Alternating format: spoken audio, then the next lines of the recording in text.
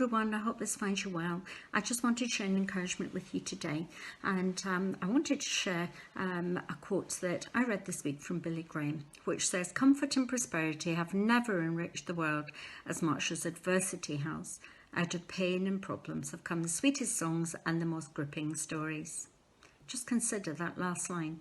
Out of pain and problems have come the sweetest songs and the most gripping stories. And today, sadly, we see and hear about current pains and problems.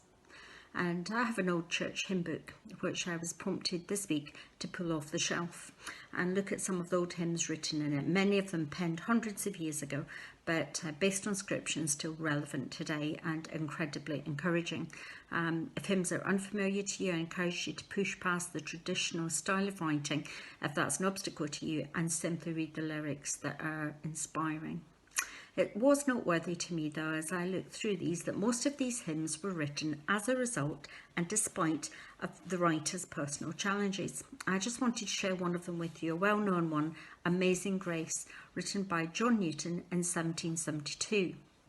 Now, Amazing Grace has amazing words, but in reality, John had a difficult childhood. He was sent to boarding school, he was mistreated, he joined the navy but deserted and suffered humiliation and was traded to a slave ship and eventually became a slave himself, almost starved to death and imprisoned. And it was actually in a storm at sea that John cried out to God for mercy.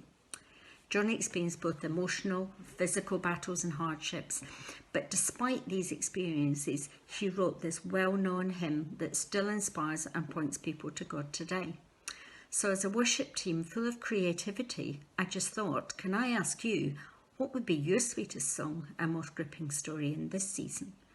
Perhaps you should consider writing it down, and one day maybe your words would be encouraging to others. But if today life looks challenging for you, we can do what these great hymn writers and biblical characters did and place their focus and their hope in God. I love the following verse because it's written with such conviction. And it's in Psalm 16 verse 8. And David wrote, "I have set the Lord before me, because he is my right hand. I will not be shaken." I will not be shaken. David didn't write that because his physical circumstances were good, nor was it because he had avoided hardship. In actual fact, if you read the preceding chapters, we read that he faced challenges, trouble and slander. He was not shaken because he made the choice to set the Lord before him. That decision to focus on God resulted in the confidence, security and certainty that he had. What a great example and role model for us. So I invite you to choose to set the Lord before you today, this week and this month. It's an intentional decision, regardless of your circumstances and what you see or hear, focus on God. Because with him at our side, we can say, as David did, "I shall not be shaken."